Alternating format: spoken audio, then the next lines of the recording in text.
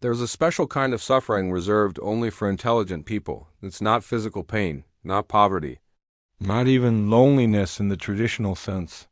It's the curse of seeing clearly in a world that prefers illusions, of being right when everyone else is wrong, of understanding things that make you impossible to understand. Arthur Schopenhauer lived with this curse every single day. He was brilliant beyond measure, and it nearly destroyed him. But before his life ended in bitterness and isolation, he cracked a code that changed everything. A secret that warriors, kings, and the wisest minds in history have quietly used for thousands of years. And it's the exact opposite of what we've been taught. What if everything you know about intelligence is backwards? When Schopenhauer was 19, something happened that would haunt him forever. His mother, the one person who was supposed to believe in him, wrote him a letter. But she didn't write to encourage him. She wrote to crush him. She told him his intelligence meant nothing if it only made people hate him. That his constant need to be right, to correct everyone, to show how clever he was, pushed people away. She said his gifts were real, but his arrogance made them worthless. Your brilliance is useless to the world, she wrote, if nobody wants to be around you. Imagine reading that. From your own mother, most people would crumble. But Schopenhauer did something different. He started watching, studying human behavior like a scientist. And what he found was brutal. People don't actually want truth. They want comfort. And the moment your intelligence threatens their comfort, you become the enemy. It doesn't matter if you're right. It doesn't matter if you're trying to help. The second you make someone feel stupid, even accidentally, you've lost them. This is the trap every intelligent person falls into. They think being right wins arguments. They think solving problems earns respect.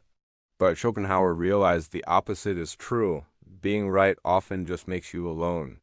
Here's the part nobody explains when you're growing up.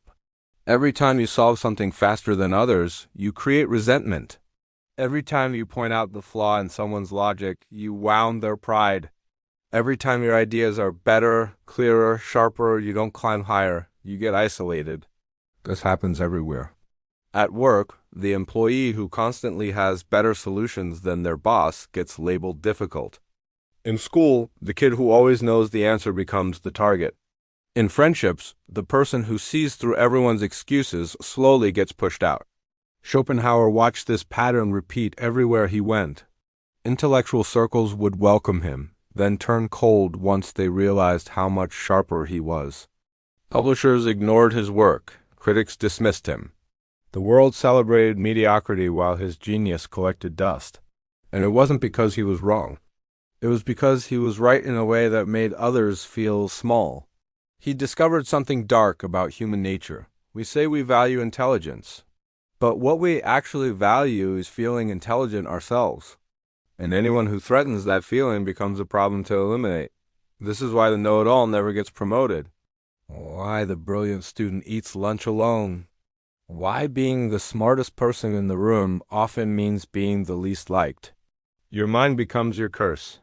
So Schopenhauer started digging into history, looking at people who held real power, kings, generals, leaders who shaped the world.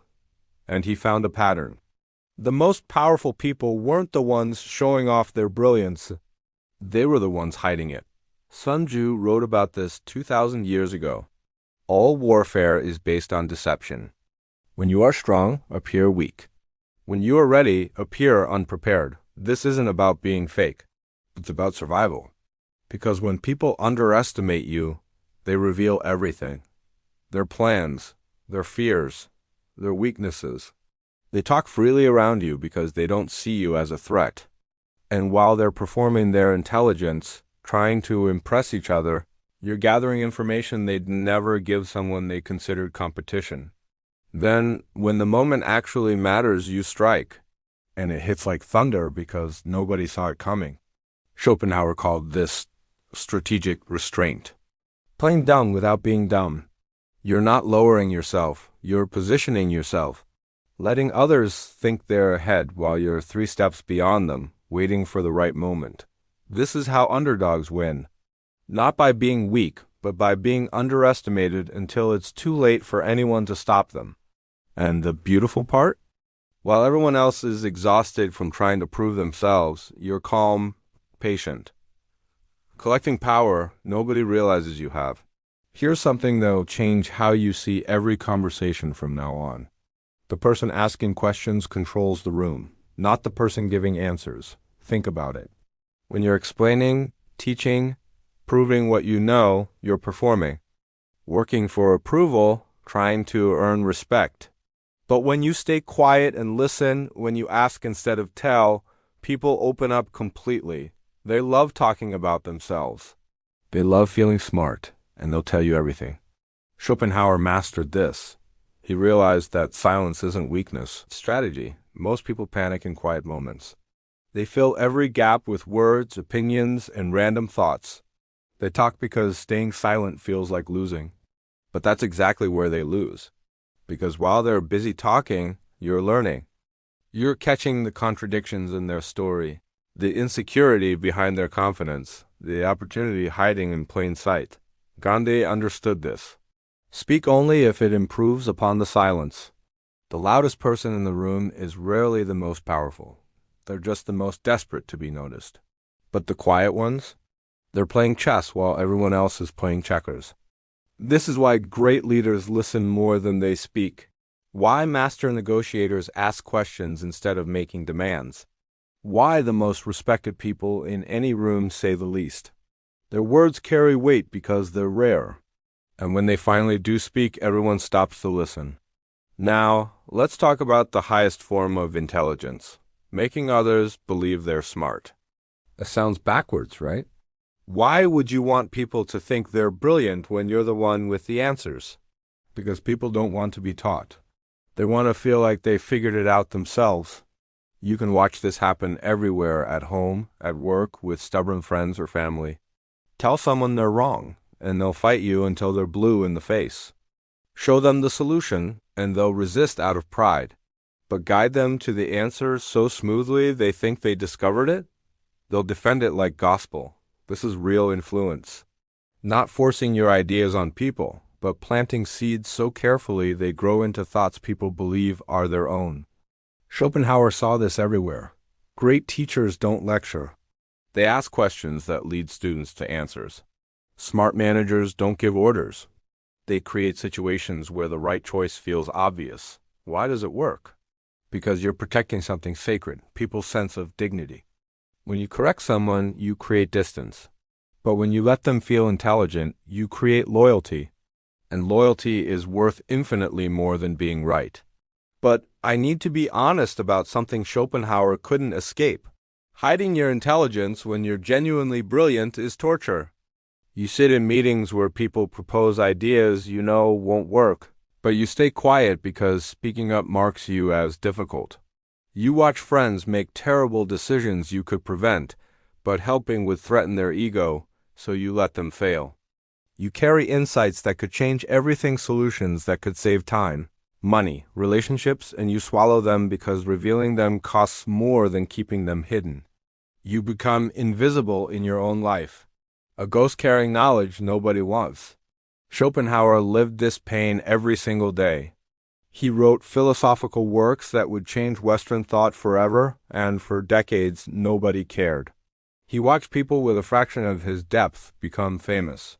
He saw shallow ideas celebrated while his genius went unrecognized, and it broke him. He died alone, bitter, convinced the world punished him for being too intelligent to tolerate. Maybe he was right. Maybe there's no way to be truly brilliant in a mediocre world without suffering. But here rests what he learned too late to save himself. The pain of loneliness from constantly proving your intelligence is worse than the pain of hiding it strategically. Because when you're always right and always showing it, you're always pushing people away.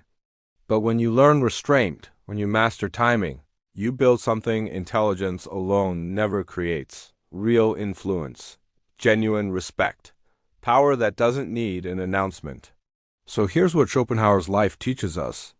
Intelligence without wisdom destroys you. Knowing everything guarantees nothing. The world doesn't reward the smartest. It rewards the wisest. And wisdom isn't about what you know. It's about knowing when to reveal it and when to keep it locked away. You can be the most intelligent person in every room and die alone. Or you can learn to hide your brilliance until moments that actually matter.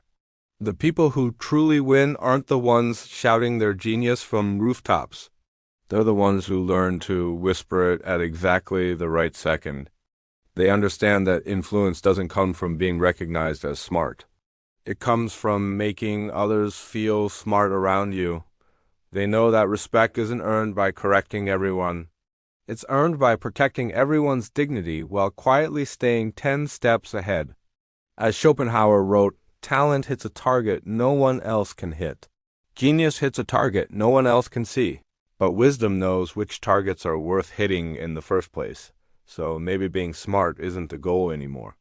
Maybe the goal is being wise enough to hide how smart you really are until the world is ready to see it, to listen more than you speak, to appear weaker than you are, to let others shine while you position yourself for moves they'll never see coming. Because in a world obsessed with being noticed, the ones who truly win are the ones who learn to wait. If this changed how you see intelligence and power, hit subscribe. Because we don't just explore philosophy here. We learn how the greatest minds survive their own brilliance. And that might be the hardest lesson of all.